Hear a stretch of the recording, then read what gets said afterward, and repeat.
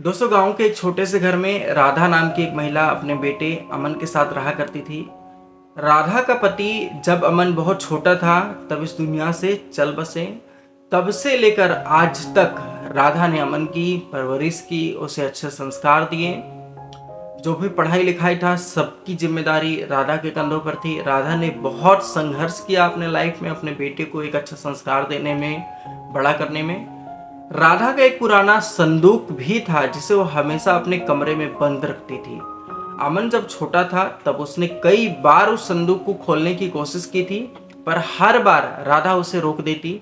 वह कहती, बेटा इस संदूक में तुम्हारे पिताजी की यादें बंद है, एक दिन समय आएगा जब मैं तुम्हें यह दिखाऊंगी। अमन भी माँ की बात मानकर चुप हो जाता। बेचारा कर भी क्या सकता था, माँ की फीलिंग्स थी उससे जुड़ी हुई। तो चलो कोई बात नहीं, जिद करना छोड़ दिया। समय बीतता गया और अमन काफी बड़ा हो गया था। उसकी पढ़ाई खत्म हो गई थी और उसने एक अच्छी नौकरी भी पा ली, लेकिन उसके मन में हमेशा से एक सवाल रहता था कि आखिर माँ के संदूक में ऐसा क्या है जिसे आज तक माँ ने मुझे दिखाया नहीं और बंद करके कमरों के अंदर रखी रही।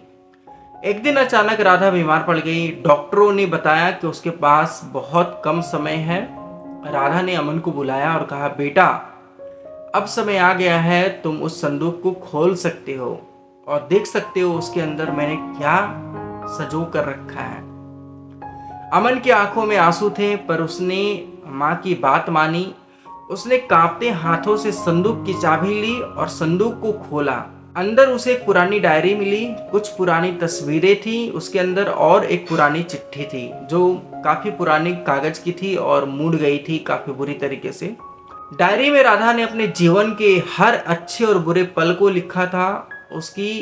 उसमें उसकी और उसके पति की प्रेम कहानी थी, उनके लाइफ की संघर्ष और अमन की जन्म की खुशी के वो पल थे जिन्होंने उस पल को एंजॉय किया था। तस्वीरों में अमन की बचपन की कुछ यादें थीं जिन्हें देखकर अमन काफी भावुक हो उठा और उसकी आंखों से आंसू रुकने का नाम नहीं ले रही थी।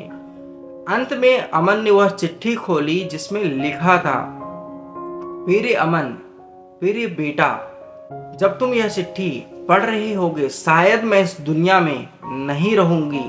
यह संदूक तुम्हारे पिता की यादों का एक संग्रह है। मैंने इसलिए संभाल कर रखा क्योंकि मुझे पता था कि एक दिन तुम उसे देखोगे और जानोगी कि हमारे जीवन में कितना प्यार और संघर्ष था, हमारे जीवन में कितने उतार और चढ़ाव थे।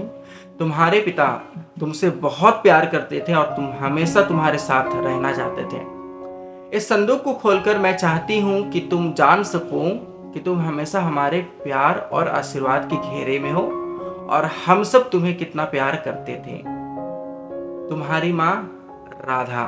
इतना पढ़ने के बाद अमन का इमोशनल कनेक्ट था, वो रुक नहीं रही थी, आंखों से आंसू, अमन की आंखों से आंसू बह रहे थे, वो रुकने का नाम नहीं ले रही थी।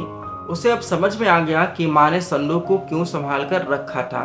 अब सिर्फ एक संदूक नहीं था उसके लिए, यह उनके परिवार की यादों और प्यार का एक संग्रह था, एक प्रतीक था। अब वह संदूक हमेशा के लिए अमन की सबसे कीमती चीज बन गया था।